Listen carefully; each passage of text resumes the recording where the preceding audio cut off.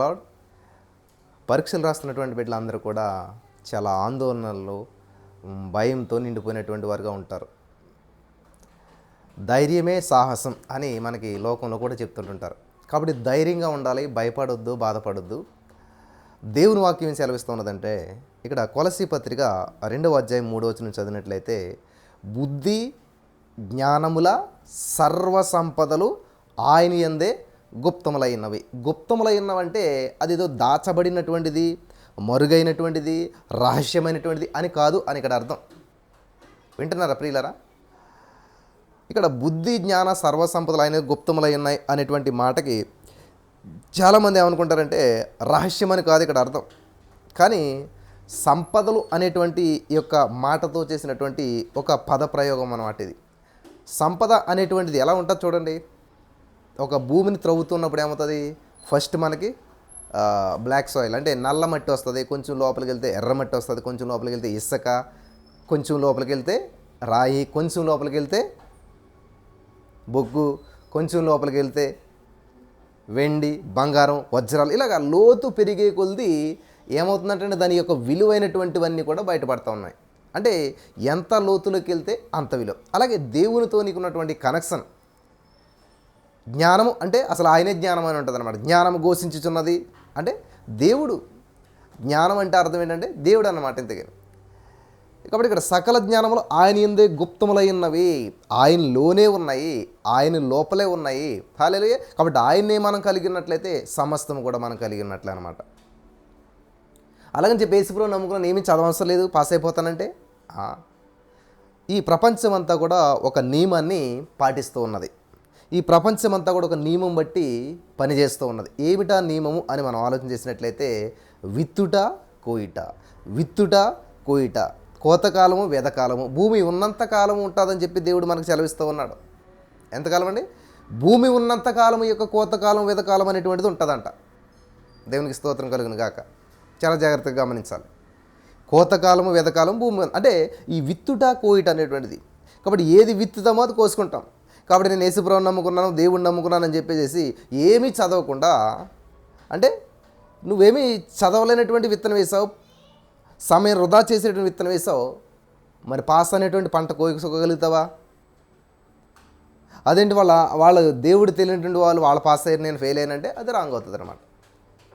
బుద్ధి జ్ఞానములు సర్వసంపదలు ఆయన యందే ఉన్నాయి. బంగారం భూమిలోనే ఉన్నది, వజ్రాలు భూమిలోనే ఉన్నాయి. కానీ అందరికి దొరుకుతున్నాయా? మన ఇంటి దగ్గర ఎప్పుడైనా దొరికాయా? ఎవరికో దొరుకుతూ ఉంటుంటాయి. ఎందుకని? వాళ్ళు శ్రమపడి లోపలికి వెళ్ళి వాటిని తవ్వి తీసుకుని వస్తుంటుంటారు. అంత శ్రమపడ్డారు కాబట్టి డైమండ్ ఎంతే ఉంటుంది చిన్నగా, దానికి అంత విలువ ఎందుకని? అంత లోతులోకి వెళ్ళాం, అంత డీప్గా వెళ్ళాం కాబట్టి. అలాగే ఈరోజు నీ మాటలు వింటున్న ప్రియమైనటువంటి సహోదర స్నేహితులారా, బుద్ధి జ్ఞానము సర్వసంపదలు, బుద్ధి జ్ఞానము సర్వసంపద ఆయన యందు గుప్తములై ఉన్నవి, ఇమిడి ఉన్నాయి, లోపల ఉన్నాయి. హల్లెలూయా. లోతుగా అని ఇక్కడ మనం అర్థం చేసుకోవాలని చెప్పి ఇక్కడ దేవుని వాక్యం మనకి చాలా స్పష్టంగా తెలియజేస్తుంది ఉందన్నమాట. హల్లెలూయా. కాబట్టి లోతుగా అని. అలాగే యాకోబు 1:5 మనం చదివినట్లయితే, మీలో ఎవరికైనాను జ్ఞానము కొద్దిగా అని ఎడలా. ఎస్ బ్రదర్, మా అబ్బాయికి గుర్తుంటలేదు, సరిగ్గా చదవట్లేదు, సరిగ్గా జ్ఞాపకం ఉండటం లేదు, ఏం చేయాలో అర్థం కావడం లేదు, ఈ పరిస్థితులు గుండా మేము వెళ్తూ ఉన్నాం, ఎలాగా ఏంటి అనేటువంటి ప్రశ్న చాలామందికి వస్తూ ఉంటుంటుంది కదా. చాలామందికి వస్తూ ఉంటుంటుంది. మరి ఏం చేయాలి? ఇది ఇక్కడ ఉంది జవాబు మీకు. ఏంటంటే, మీలో ఎవరికైనా జ్ఞానము కొద్దిగా ఉన్న యెడల అతడు దేవుణ్ణి అడగవలెను, అప్పుడు అది అతనికి అనుగ్రహించబడును. ఆయన ఎవరిని గద్దించక అందరికీ ధారాళంగా దయచేయబడు. అందరికీ, గమనించాలి, యూనివర్సల్. యేసుక్రీస్తు అందరికీ ప్రభువు. ఆయన అందరికీ చేస్తాడు, అందరికీ ధారాళంగా ఇస్తాడు, అందరికీ అద్భుతమైనటువంటి కార్యాలు చేసేటువంటి వాడు మన దేవుడు. అందరికీనంట, కొందరికి మాత్రం కాదు, అందరికీ ధారాళంగా ఇస్తాడంట దేవుడు. దేవునికి మహిమ కలుగును గాక. వింటున్నారు నా ప్రియమైనటువంటి సహోదరి స్నేహితులారా? ధారాళంగా ఇచ్చే దేవుడు మన దేవుడు. కాబట్టి నా జీవితంలో ఇది లేదు, అది లేదు, అలా ఇలా అని బాధపడద్దు. ప్రతిదీ దేవుని దగ్గర ఉన్నది. బుద్ధి జ్ఞానం మాత్రమే కాదు, సర్వ సంపదలు ఇది ఇది మనం పెద్దగా మర్చిపోతుంటుంటాం. సర్వ సంపదలు ఆయన యందే గుప్తంలో ఉన్నాయంట. సో కాబట్టి మనం ఏం చేయాలంటే ఇప్పుడు ఏది కావాలన్నా ఆయన వైపు చూడాలి, ఆయన మీద ఆధారపడాలి. అప్పుడు దాన్ని ఈజీగా మనం పొందుకోగలుగుతాం. నేను చదవకుండా దేవుడు ఎగ్జామ్ పాస్ చేయడు, కానీ చదువుకోవటానికి కావాల్సిన సామర్థ్యము, చదువుకున్నది గుర్తుపెట్టుకునేటువంటి జ్ఞానము, తెలివి ఇవన్నీ దేవుడు ఇస్తాడు. అర్థమైందా? ఇప్పుడు ట్యాక్స్ కట్టాలని చెప్పేసి పేతురు వచ్చాడు యేసుప్రభు దగ్గరికి. వెంటనే దేవుడు జేబులో డబ్బులు తీసావు, లేకపోతే దేవుడే ఆ పక్క నుంచి ఎక్కడి నుంచి అనే డబ్బులు తీసేవచ్చు కదా. ఈ కిటికీలోకి వెళ్ళి అక్కడి నుంచి అక్కడి నుంచి ఈజీగా డబ్బులు తీసి ఇవ్వగలుగుతాడు దేవుడు. ఆ సామర్థ్యం ఉన్నటువంటి వాడే. కానీ ఏం చేశారంట, పేతురు నువ్వు సముద్రం దగ్గరికి వెళ్ళు, అక్కడికి గాలమయ్యి అందులో వచ్చిన మొదటి చేప నోరు తెరు, అందులో కాయిన్ ఉంటుంది, ఆ కాయిన్ పట్టుకొచ్చి నీకు నాకు కూడా ట్యాక్స్ కట్టు. ఒక process. Success is not an accident, it is process అనమాట. అర్థమవుతుందా? అందరూ ఎగ్జామ్స్లో సక్సెస్ అవ్వాలి, లేకపోతే అన్ని పరీక్షల్లో సక్సెస్ అవ్వాలి, ఏదో సాధించాలనుకుంటారు. తల్లిదండ్రులు అనేటువంటి వారి పిల్లలు సక్సెస్ అవ్వాలి. ఏమీ చదవకుండా పాస్ అయిపోవాలి బ్రదర్, ప్రార్థన చేయండి. ప్రపంచంలో ఉన్న పాస్టర్లు కలిసి ప్రార్థన చేసినా, వీళ్ళు చదవలేనప్పుడు ఎంత ప్రార్థన చేసినా కూడా ఏది విత్తితే అది కోసుకుంటాం కదా.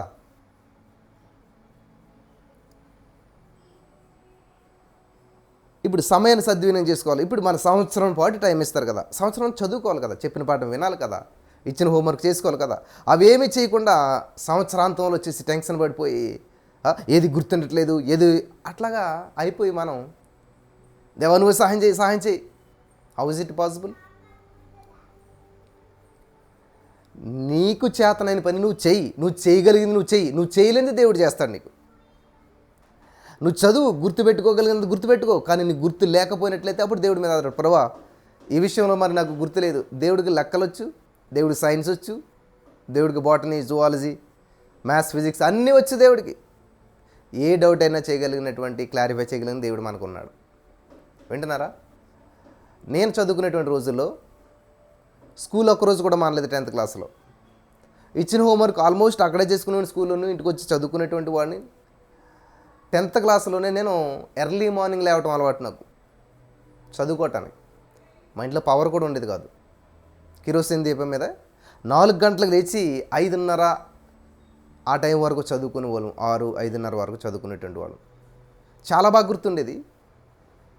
అంటే పెద్ద జ్ఞానం ఉందని కాదు, కానీ ఏదో కొంచెం కష్టపడితే. సండే మాత్రం మానేవాడిని కాదు, స్కూలు మానేవాడిని కాదు, సండే మానేవాడిని కాదు. గమనించాలి, స్కూలు మానలేదు, చర్చి మానలేదు. కొంతమంది స్కూల్కి వెళ్తారు, చర్చి మానేస్తారు. కొంతమంది చర్చికి వెళ్తారు, స్కూల్ మానేస్తారు. బ్యాలెన్స్ చేసుకోవాలన్నమాట. ఈ విధంగా చేసుకుంటూ దేవుని సన్నిధిలో మోకరించి ప్రార్థన చేసుకుంటూ, మరి సేవకుల చేత కూడా ప్రార్థన చేయించుకుంటూ, దేవుని సన్నిధిలో మరి దేవునికి ఇవ్వాల్సిన సమయాన్ని ఇస్తూ ముందుకెళ్తూ ఉన్నప్పుడు, కాంపిటేటివ్ ఎగ్జామ్స్ రాసేటువంటి సమయంలో కూడా మరి చర్చ్ అంతా కూడా ప్రేయర్ చేస్తూ ఉన్నప్పుడు నాకు వచ్చింది తెలిసింది రాసేసాను. నేను తెలియనటువంటి దాన్ని ఏం చేశానంటే క్వశ్చన్ పేపర్ని పక్కన పెట్టేసి థ్యాంక్ యూ జీసస్ అంటానే, స్తోత్రం అంటానే అదంతా కూడా ఫిల్ చేసేసాను. నేను ఊహించిన రీతిలో ర్యాంకులు వచ్చాయి నాకు. హల్లెలూయా, పాస్ అయ్యాను నేను. వాస్తవం చెప్తున్నాను పిల్లలు. అందుకు నేను ఏమీ చదవకుండా, ఏమీ ప్రయత్నం చేయకుండా దేవుడా నీదే భారం అని ఉంటే ఫెయిల్ అయ్యేవాడిని. నేను చదివాను, కానీ నేను చదువు పాస్ అయ్యానని చెప్పట్లేదు. నేను చదివాను, నా చదువుని బట్టి, నా జ్ఞానం బట్టి పాస్ అయ్యానని చెప్పట్లేదు, ర్యాంక్స్ వచ్చాయని చెప్పట్లేదు. కానీ నా శక్తి కొలదనే చదువుకోగలిగాను. నాకు తెలిసినటువంటివి నేను రాశాను. తెలియనటువంటివి కూడా కరెక్ట్ అయ్యేలా చేసినటువంటి వాడు మాత్రం దేవుడు అనమాట. ఇది ఎప్పుడవుతుంది? నీ శక్తి, నీకు చేతనైన ఏ పని అయినా సరే నీ శక్తి లోపం లేకుండా చేయాలి. నువ్వు స్టూడెంట్, నువ్వు చదువుకోవడం నీకు చేతనైన పని. మాస్టర్ చెప్పినప్పుడు పాఠం వింటావు, నీకు చేతనైన పని. ఆ నీకు చేతనైనటువంటి పని నీ శక్తి లోపం లేకుండా చేసినప్పుడు దేవుడు నీకు సహాయం చేస్తాడు. పరిశుద్ధాత్మ దేవుడు నీకు సహాయం చేస్తాడు. కాబట్టి మీలో ఎవరికైనా జ్ఞానము కొద్దిగా ఉన్న ఎడల అతడు దేవుణ్ణి అడగవలనప్పుడు అది అతనికి అనుగ్రహించబడును. దేవుడు చెప్పాడంటే ఖచ్చితంగా చేస్తాడు. 9th క్లాస్ వరకు అప్పుడు పూర్వకాలంలో ప్రోగ్రెస్ రిపోర్ట్ ఉండేది. 9 మార్కుల కంటే తక్కువ వచ్చినట్లయితే రెడ్ పెన్ తోటి సర్కిల్ చూసి వీడు ఫెయిల్ అయ్యాడు అని, అన్ని సబ్జెక్టులు 9 కంటే తక్కువ వస్తే ఇలా సర్కిల్ చేసేవారు. నా ప్రోగ్రెస్ రిపోర్ట్ అంతా రెడ్ సర్కిల్ అన్నీ ఫెయిల్ ఉండేది. ఇలా కాదని చెప్పి 9వ తరగతిలో పట్టుదల వచ్చింది. 9వ తరగతి చివరిలో కొంచెం చదవటం ప్రారంభించి నేర్చుకోవటం, హిందీ అక్షరాలు నేర్చుకోవటం. టెన్త్లోకి వెళ్ళే ముందు హిందీ అక్షరాలు నేర్చుకుని చదవటం, ఇలా అలా నేర్చుకున్నప్పుడు అదే కదా, శ్రద్ధ గలవారు ఎలుబడి చేస్తారు. యెహోవా యందు భయభక్తులు కలిగి ఉండాలంట, జ్ఞానానికి మూలం అంట. నేను చూపిస్తాను రిఫరెన్స్లు కూడా. ఇప్పుడు ఎప్పుడైతే ఆ విధంగా ప్రయత్నం చేస్తూ ముందుకు వెళ్తూ వచ్చామో, దేవుడు జ్ఞాపశక్తి ఇవ్వటం, తెలివి ఇవ్వటం, జ్ఞానం ఇవ్వటం ప్రారంభించాడు. అన్నీ ఫెయిల్ అయినటువంటి స్థితి నుంచి కొన్ని సబ్జెక్టులో స్కూల్ ఫస్ట్ వచ్చే స్థితికి దేవుడు తీసుకెళ్ళాడు. ఫస్ట్ క్లాస్లో పాస్ అయ్యారు, మంచి రిజల్ట్ వచ్చింది. మిమ్మల్ని అందరూ ఎంకరేజ్ చేయడానికి చెప్తున్నాను. తల్లిదండ్రులుగా ఉన్నట్లయితే మరి తల్లిదండ్రులు కూడా ఎంకరేజ్గా ఉంటుందని చెప్పి ఈ మాటలు నేను చెప్తున్నాను. కాబట్టి మీ పిల్లల్ని చదవకుండా వాళ్ళ చదివేటువంటి సమయంలో వాళ్ళని ఎంకరేజ్ చేయకుండా, ఎగ్జామ్స్ టైంలో మాత్రం మీరు టెన్షన్ పడిపోయి అందరి పాస్టర్లకి ఫోన్ చేసేసేసి మా పిల్లల కోసం ప్రేయర్ చేయండి. ఒక విషయం తెలుసా, కరెక్ట్గా చదువుకున్నట్లయితే ఎవ్వరు కూడా ప్రేయర్ చేయవసరం లేదు. నువ్వు కరెక్ట్గా దేవుని సన్నిధికి వెళ్తున్నట్లయితే నీకోసం ఎవరు కూడా ప్రేయర్ చేయవసరం లేదు. అర్థమవుతుందా? దేవునికి, చదువుకి అంటాడు కదా, కైసరికి దేవునికి నన్ను దేవుడు చెప్తాడు కదా. కాబట్టి ఆదివారం దేవునికి ఇచ్చేసేసి మిగిలిన రోజులు నువ్వు చదువుకుంటూ దేవుని సందులో గడిపినట్లయితే అసలు దేవుడు చెప్తాను కదా, విత్తుట కోయడనేటువంటి సిస్టమ్ భూమి మీద అంతా పనిచేస్తుంటుంది. ఖచ్చితంగా మీ జీవితంలో దేవుడు అద్భుతాలు చేస్తాడు. చదువుకుంటున్న వారు, అది కాంపిటేటివ్ ఎగ్జామ్ అవ్వచ్చు, ఉద్యోగం కొరకు అవ్వచ్చు, స్కూల్ ఎగ్జామ్ అవ్వచ్చు, ఏదైనా సరే. హల్లెలూయా. ఇక్కడ సామెతల గ్రంథం 1:7 మనం చదివినట్లయితే, యెహోవా యందు భయభక్తులు కలిగినట్టు తెలివికి మూలము. అదే విషయం. తెలివి లేదు బ్రదర్, తెలివి లేదు, నా కొడుకు తెలివి లేదు అంటున్నారా? యెహోవా యందు భయభక్తులు లేదని చెప్పాలి. తెలివి లేదనేటువంటి మాటకు అర్థం ఏంటంటే, ఇక్కడ చూడండి, యెహోవా యందు భయభక్తులు కలిగినట్టు తెలివికి మూలము. మూల పదార్థాలు, ముడి పదార్థాలు అంటాం కదా. మూలాలు లేకపోతే పునాది లేకపోతే అసలు నీ బిడ్డకు తెలివికి మూలం ఏంటంట? దేవుని యందు భయభక్తులే. దేవుని యందు భయభక్తులు లేకుండా తెలివి రావాలంటే ఎక్కడొస్తుంది? నాకు లేదు. నేను దేవుడిని నమ్ముకునేవాడిని, కానీ ఏదో ఆ నామకహాగా ఉండేటువంటి సమయంలో అజ్ఞానంగా ఉన్నాను. కానీ ఎప్పుడైతే దేవుళ్ళు డీప్ అవటం ప్రారంభించి, దేవుణ్ణి అర్థం చేసుకోవటం, దేవుని దగ్గరికి వెళ్ళటం, దేవుని సందులో బలపడటం నేర్చుకోవటం ప్రారంభించామో, అద్భుతమైనటువంటి ఫలితాలను చూడటం మేము ప్రారంభించాం. హల్లెలూయా. దేవునికి స్తోత్రం కలుగును గాక. కాబట్టి ఈరోజు నీ మాటలు విన్న ప్రియమైనటువంటి సహోదరి స్నేహితులారా, ఎంత బాగా చెప్తున్నట్టండి ఈయన. యెహోవా యందు భయభక్తులు కలిగినట్టు తెలివికి మూలం. అర్థమైందా? తెలివి లేదు లేదు అని అనొద్దు. దేవుడు అంటే భయభక్తులు లేవు అని చెప్పి మీరేం చేస్తున్నారంటే చెప్తున్నట్టు ఊరంతా మీ పిల్లలకి తెలివి లేదంటే అర్థం ఏంటంటే, దేవుడు అంటే భయభక్తులు లేదండి మా పిల్లలకి అని మీరు చాటి చెప్తున్నట్టు. కాబట్టి నువ్వు ఒకవేళ ఒక స్టూడెంట్గా మీరు ఉన్నట్లయితే, నాకు తెలివి లేదు అంటున్నారంటే, దేవుడు అంటే భయం లేదు భక్తి లేదు అనేటువంటి మాట అనమాట అది. వింటున్నారా? నాకు తెలివి లేదు బ్రదర్ అన్నారంటే, దేవుడు అంటే భయభక్తులు లేదు బ్రదర్ అని అర్థం. దేవునికి స్తోత్రం కలుగును గాక. హల్లెలూయా. కాబట్టి చాలా అద్భుతమైనటువంటి మాటలు ఇక్కడ పరిశుద్ధాత్మ దేవుడు రాయించి పెట్టాడు. సామెతల గ్రంథం 9:10 చూసినట్లయితే, యెహోవా యందు భయభక్తులు కలిగిండేటి ఏ జ్ఞానమునకు మూలం. అబాబాబా, చూసారా? తెలివి, జ్ఞానం అంటే ఏంటి? యెహోవా యందు భయభక్తులు కలిగిండేటి జ్ఞానమునకు మూలం. యెహోవా యందు భయభక్తులు కలిగిండేటి తెలివికి మూలం, జ్ఞానానికి మూలం. కాబట్టి తెలివి, జ్ఞానము, బుద్ధి, జ్ఞాన సర్వ సంపదలు ఆయన యందే గుప్తములైనాయి. కాబట్టి ఆయనకి భయము, భక్తి కలిగి జీవించినట్లయితే ఆయనతోటి అద్భుతమైనటువంటి ఫలితాలను మీరంతా చూడగలుగుతారు. హల్లెలూయా. దేవునికి స్తోత్రం కలుగును గాక. నా ప్రియమైనటువంటి సహోదరి స్నేహితులారా, ఈ వాక్యం వినిసినటువంటి మీలో చాలామంది, మాకు ఏమీ పరీక్షలు లేవండి, మేమంతా కూడా పెద్దవాళ్ళు అయిపోనుకున్నారేమో. ప్రతిరోజు పరీక్షే, ప్రతి నిమిషము పరీక్షే, జీవితంలో ప్రతిదీ పరీక్షే మనకి కదా. లేచినప్పటి నుంచి పడుకునేంత వరకు కూడా పరీక్షే. పిల్లలకి పరీక్షలు కదా, కొంతమంది తల్లిదండ్రులకు పరీక్షలాగా ఉంటాయన్నమాట. ఎందుకంటే సమాజంలో మీ పిల్లలు పాస్ అవ్వలేదా, ఫెయిల్ అయిపోయారా అంటే ఎంత బాధ అనిపిస్తుంటుంది కదా. కాబట్టి ముందు వాళ్ళ ఎగ్జామ్లో ఫెయిల్ అవ్వకముందు ఏం చేయాలి తెలుసా? దేవుని సన్నిధిలో ఫెయిల్ అవుతుంటే చూసి వాళ్ళని సెట్ చేసుకోవాలన్నమాట. అక్కడ సెట్ చేసినట్లయితే ఖచ్చితంగా వాళ్ళు అద్భుతంగా విజయాలు సాధించగలుగుతారు. హల్లెలూయా. అద్భుతమైనటువంటి విజయాలు సాధించగలుగుతారు. కాబట్టి ఈ రోజున ఈ యొక్క మాటలు వింటున్నటువంటి మీలో చాలామంది ఈ యొక్క వాక్యాలను గుర్తుపెట్టుకొని కేవలం నేను ఈరోజు ఒక 4 వాక్యాలు చెప్పానమాట. పరీక్షలు రాయటకు వచ్చినటువంటి వారు ఈ 4 వాక్యాలు గుర్తుపెట్టుకుని ఎత్తిపెట్టుకుని ప్రార్థించండి. ఏంటది? కొలస్సి 2:3 ప్రకారం బుద్ధి జ్ఞానముల సర్వ సంపదలు ఆయన యందే గుప్తములయ్యున్నాయి. హల్లెలూయా. రెండవదిగా యాకోబు 1:5లో మీలో ఎవరికైనాను జ్ఞానము కొద్దుగా ఉన్న అతడు దేవుడిని అడగవలను, అప్పుడు అతనికి అనుగ్రహించబడును. ఆయన ఎవరికి గద్దించక అందరికీ ధారాళంగా దయచేటువంటి వాడు. 2వ వచనం.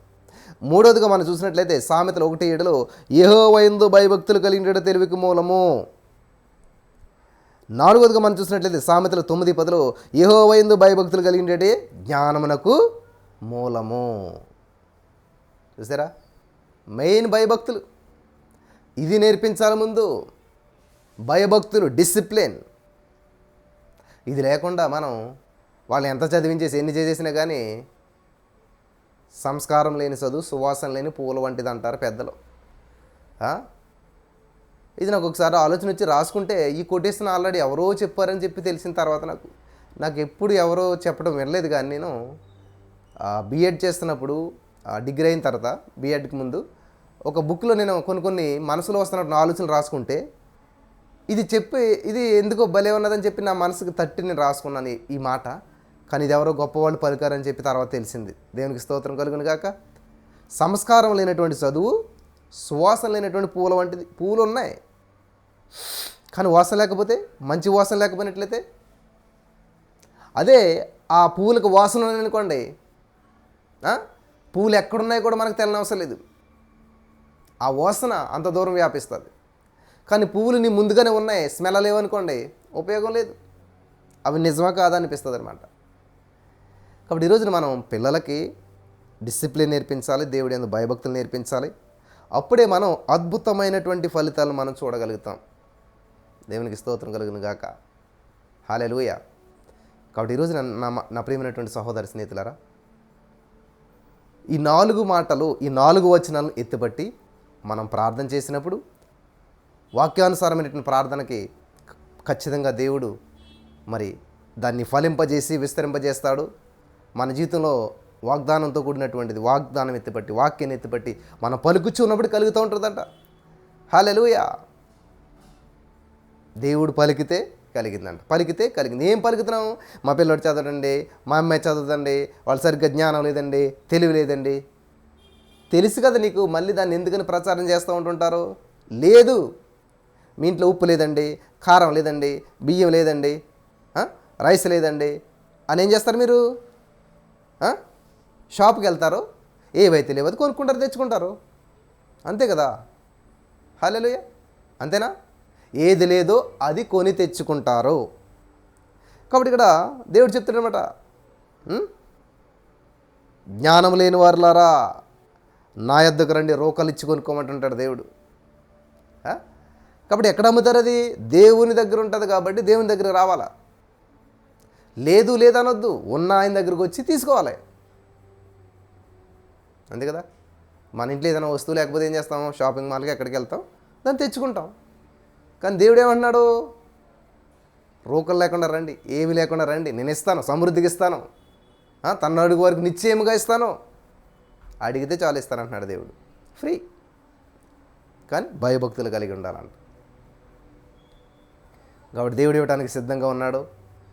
మరి ఈ రోజున ఈ మాటలు వెంటనే ప్రియమైనటువంటి సహోదరి స్నేహితులారా, మరి పరీక్షలు రాసినటువంటి బిడ్డలందరూ కూడా ఈ యొక్క 4 వాక్యాలు గుర్తుపెట్టుకున్నట్లయితే అద్భుతమైనటువంటి ఫలితాలు మీరు చూడగలుగుతారు. దేవునికి మహిమార్థంగా మీరు జీవించగలుగుతారు. హల్లెలూయా. సో చాలామంది ఎగ్జామ్స్ రాస్తున్నారు కాబట్టి మీ అందరికీ ఎంకరేజ్గా ఉండటానికి ఈ యొక్క మాటలు చెప్పడానికి ప్రభు చేత నేను ప్రేరేపించబడ్డాను. బలపరచబడ్డారా? మరి యొక్క మాటలు మీ పిల్లలు కూడా వినిపించండి. చాలా తక్కువ టైంలోనే ఉన్నాయి కాబట్టి ఒక 19 నిమిషాలు ఈ యొక్క మాటలు మీ పిల్లలకు వినిపించండి. ఈ యొక్క మాటల ద్వారా ఎగ్జామ్స్ రాస్తున్న బిడ్డలందరికీ పరిశుద్ధాత్మ దేవుడు సహాయం చేసి నడిపించి బలపరచును గాక. ఆమేన్.